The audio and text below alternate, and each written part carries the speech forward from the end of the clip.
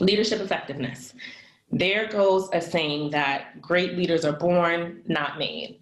I'm sure we've all encountered a child, whether it was a niece, nephew, your daughter, your son, a student that we felt like, oh, that was a born leader. Like he has the skills at such a young child to be a leader. And, in my opinion, to some extent, I think the capacity for great leadership is innate.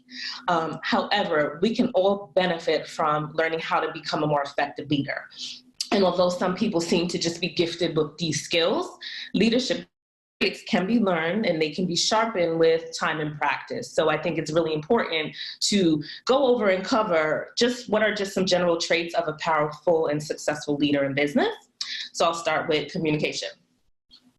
Communicating effectively is key.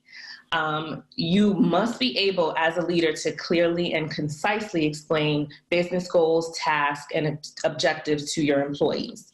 If you find that in conversation, you're not getting the message you're trying to relay across, or the individual that you're speaking to is not retaining the information, you need to sharpen your communication skills. So you should be comfortable speaking in one-on-one, or you may be in front of a larger audience or communicating to an entire staff. But ultimately, whatever you're trying to relay, whatever information you want to get across, it needs to be retained and understood, and it needs to be clear. So, that's an important factor in leadership.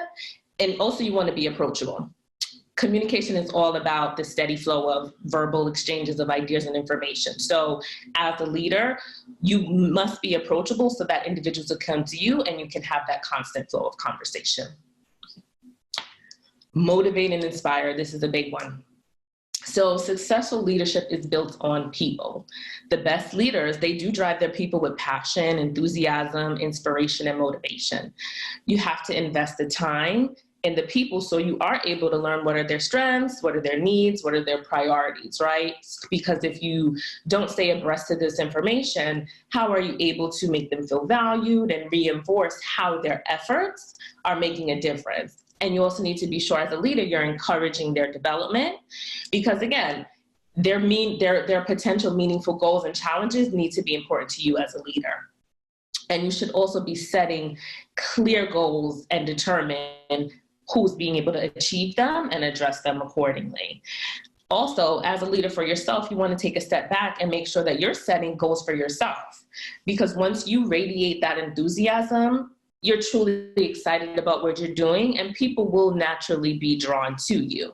They will naturally see that, wow, this individual's motivated, this one is setting their own goals. So now we all know when we're working for someone that doesn't truly motivate and inspire us, we're not gonna put our best effort forward. So that's a key when you wanna lead a team, you gotta motivate them. Demonstrate integrity. So this is a piece that I work with, in employee relations, is really driving integrity.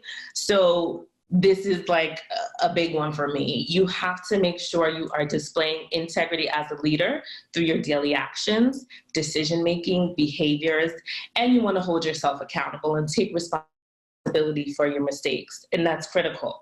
Do not compromise your leadership for the sake of not being able to acknowledge you've made a mistake, or maybe that wasn't the best decision, right? In my opinion, this is the most important, because you want to be respected for being genuine, principled, ethical, and consistent, right?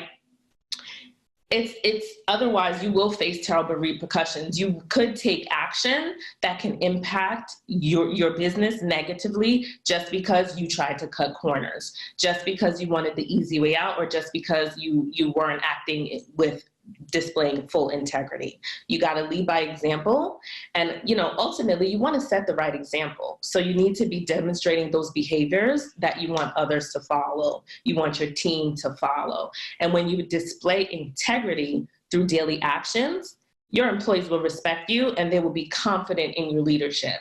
Because I've encountered leaders that I've kind of question their ethics, and I'm not going to want to, again, put my best foot forward. So you have to ultimately understand you are leading by example, and you want to be proud and ethical in all of your behaviors and decision making.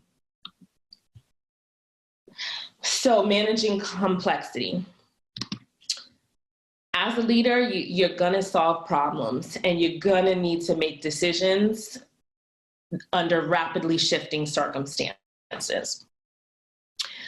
Learning to lead in a complex environment, it is a vital skill. When facing a tough decision, you have to really start by determining, what do I want to achieve? Weigh all the factors, consider all the consequences, and what are the available alternatives. So as a leader, you have to be confident in whatever decision you're going to make, and you need to make it. You have to make these tough calls. It may be literally you don't have a lot of time to make a difficult call. So as a leader, you just have to always be on top of it.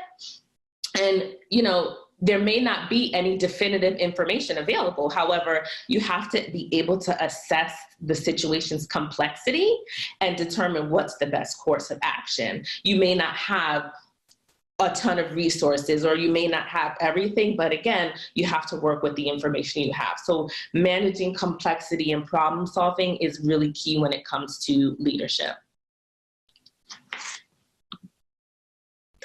Now, learning agility. So great leaders know what the strengths of their leadership is built on, the ability to adapt to all the changing circumstances, right? So you have to know how and when to seize on opportunities.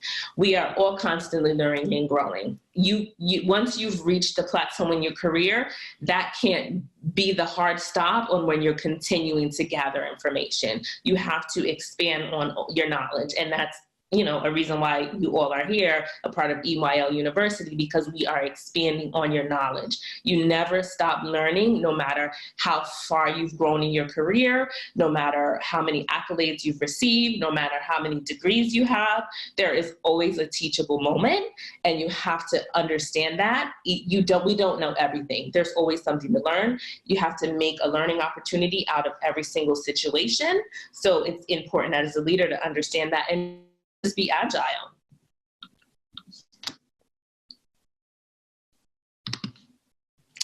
Non-positional leadership.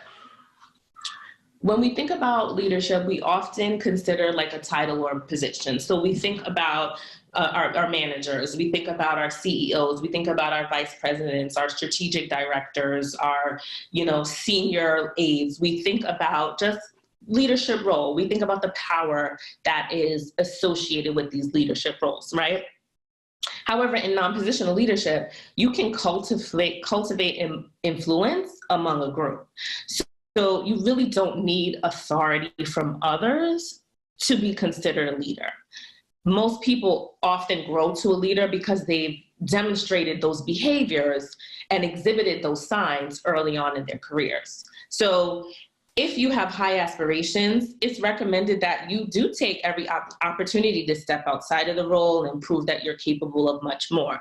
And I see this non-positional leadership, role coming out. It's when you have like a breakout employee, when you're leading from the middle, when you're taking initiative, when you're going that extra step and holding on some of the leadership skills that will improve on the workplace dynamic, will increase the efficiency of your entire team, and just will raise the bar for the quality of work. So you don't have to have the title or that authority to feel like you can go out of there and make an impact, because you will be recognized, right?